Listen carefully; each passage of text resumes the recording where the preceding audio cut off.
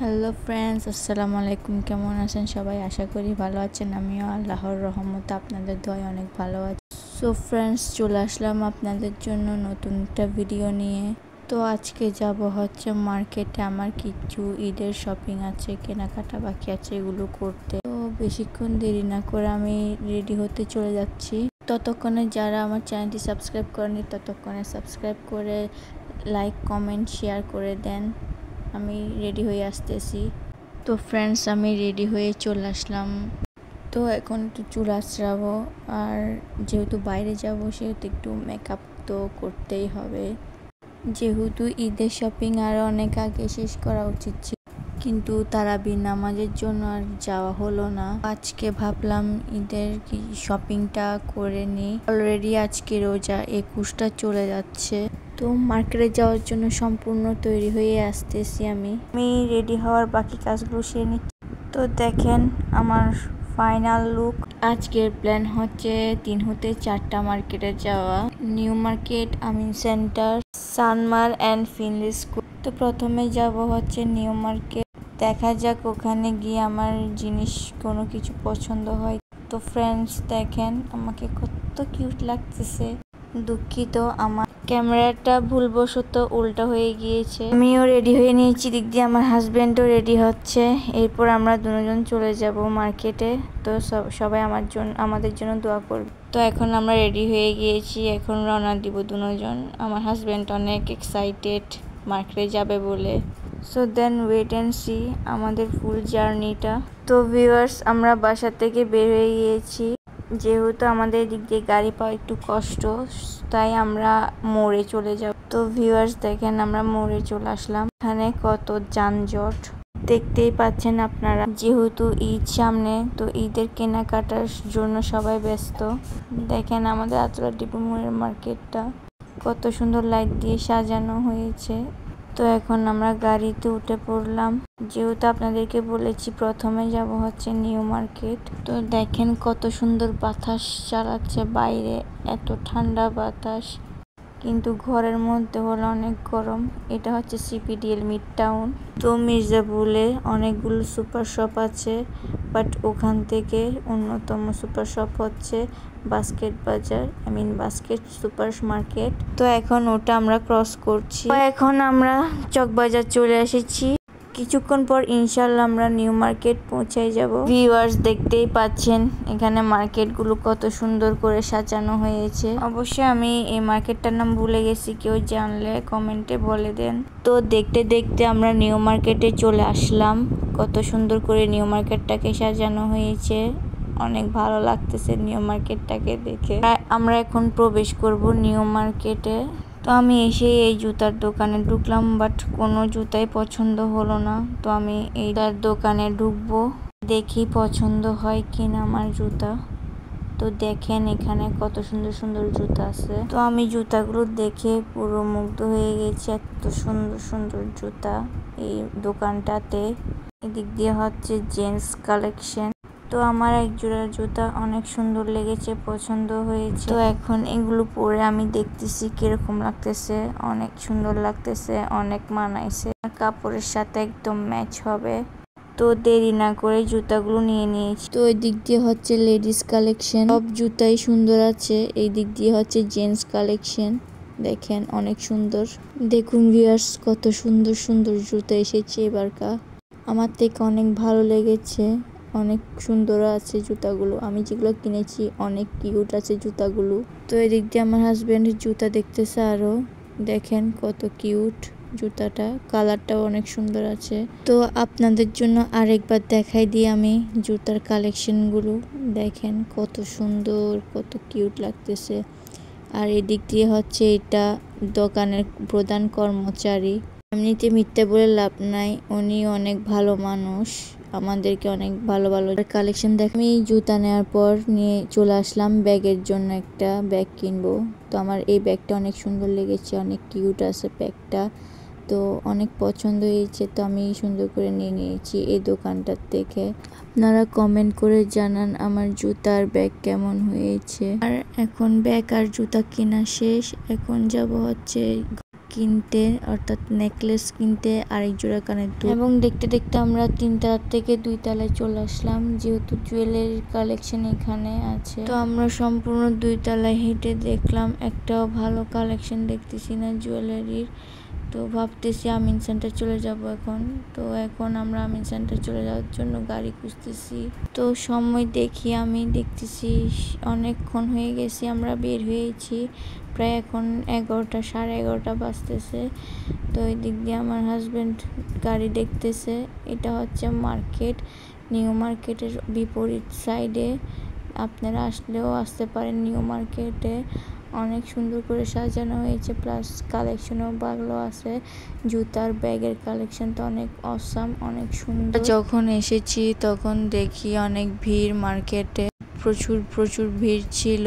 এখন কমছে ভিড়টা, অনেক ভালো লাগছে এখানে এসে। এখন যাব হচ্ছে আমিন সেন্টার, দেখা যাক ওখানে কিছু পছন্দ হয় কিনা। তো দেখতে দেখতে আমরা গাড়ি পেয়ে গেছি আমিন সেন্টারে যাওয়ার জন্য।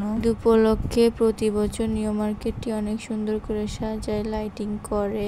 তো এবারকাও করেছে, বাট একটু কম করেছে প্রত্যেকবার মতো।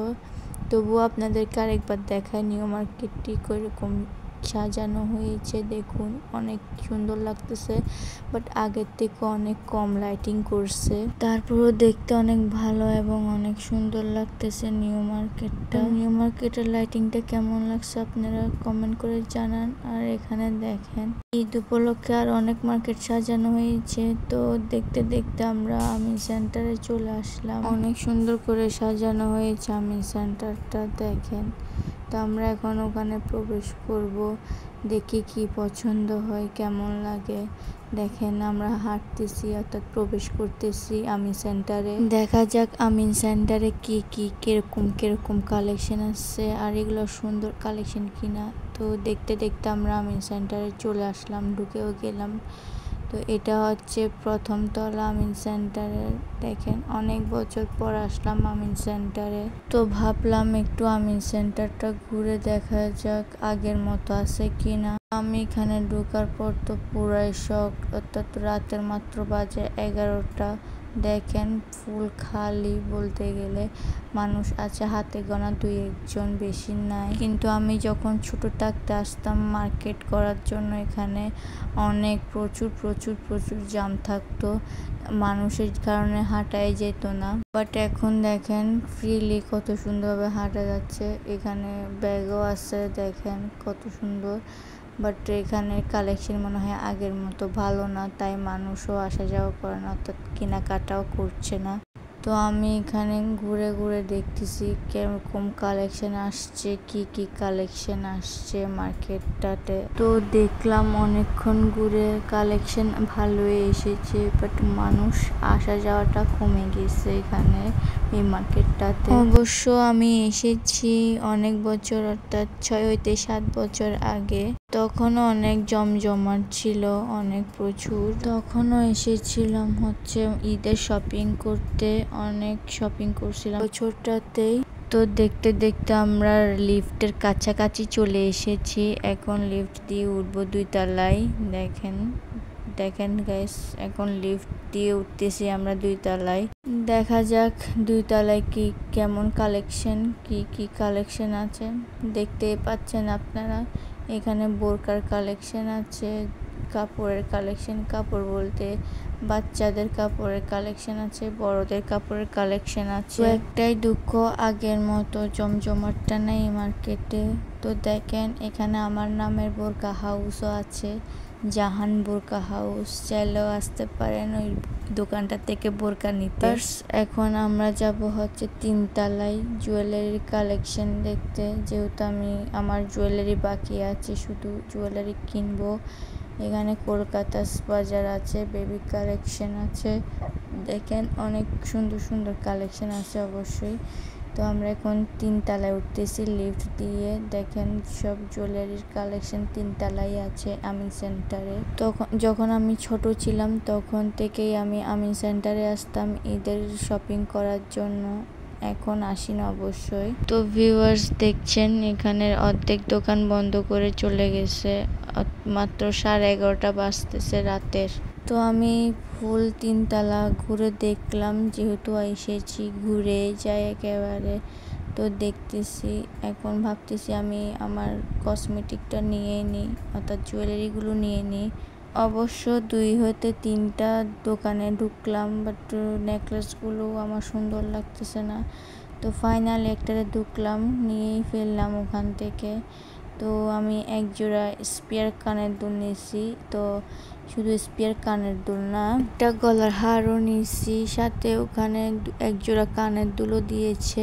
আমার থেকে অনেক সুন্দর লাগছে নেকলেসটা, অর্থাৎ হারটা অনেক সুন্দর লাগছে, কানের দুলও নিয়েছি, এগুলোও সুন্দর লাগছে।